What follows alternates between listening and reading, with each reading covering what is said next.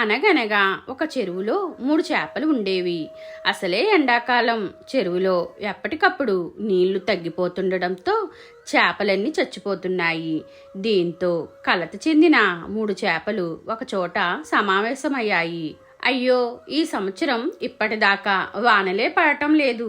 మన చెరువులో చూస్తే నీళ్లు రోజురోజుకు తగ్గిపోతున్నాయి. ఈరోజు కొంతమంది జాలర్లు వచ్చి ఇంకో 10 రోజుల్లో నీళ్ళన్నీ ఇంకిపోతాయి. అప్పుడు వచ్చి ఈ చేపలన్నింటినీ వలవేసి పట్టుకెళ్ళిపోవచ్చు అని మాట్లాడుకుంటున్నారు. ఇక్కడే ఉంటే మనం చచ్చిపోవడం ఖాయం అని అనుకున్నాయి. మొదటి చేప మాట్లాడుతూ, ఇక్కడికి దగ్గరలోనే ఇంకో పెద్ద చెరువు ఉంది, మనమందరం అక్కడికి వెళ్ళిపోదాము అని అంది. అది విన్న రెండో చేప, సర్లే, ఆ జాలర్లు వచ్చినప్పుడు కదా మనకి అపాయం, అప్పటిదాకా కంగారు పడాల్సింది ఏమీ లేదు అని తేల్చి చెప్పింది.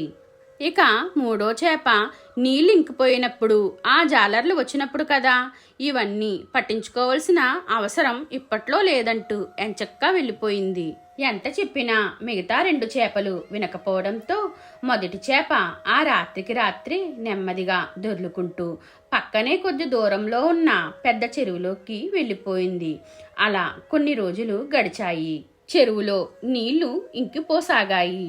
అది తెలిసిన జాలర్లు వల తీసుకుని చెరువుకు వచ్చారు. జాలర్లను చూసిన రెండో చేప కాస్తంత తెలివిగా ఆలోచించి చచ్చిన దానిలాగా పడుకుంది.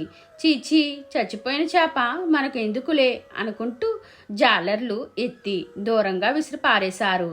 జాలర్లు విసిరిన విసురుల్లో అది పక్కనే ఉన్న చిన్న నీటి కొనల్లో పడి ప్రాణాలు దక్కించుకుంది. ఇక చెప్పిన మాట వినని మూడో చేప మాత్రం వలలో పడి గిజగిజా తన్నుకుంటూ జాలర్ల కంట్లో పడింది. ఆహా, ఎంత పెద్ద చేపో, భలేగా వలలో పడిందని వాళ్ళు సంతోషిస్తూ ఇంటికి తీసుకువెళ్ళి వండుకు తినేశారు. కాబట్టి పిల్లలు, ఈ కథ ద్వారా మీరు అర్థం చేసుకోవలసిన నీతి ఏంటంటే, మొదటగా ముందు చూపుతో ఆలోచించటం నేర్చుకోవాలి. ఏదైనా అపాయం వచ్చినప్పుడు ఉపాయం ఆలోచించగలిగి తప్పించుకునే తెలివితేటలు కలిగి ఉండాలి. లేకపోతే మన పరిస్థితి కూడా మూడో చేప పరిస్థితిలాగా అయిపోతుంది.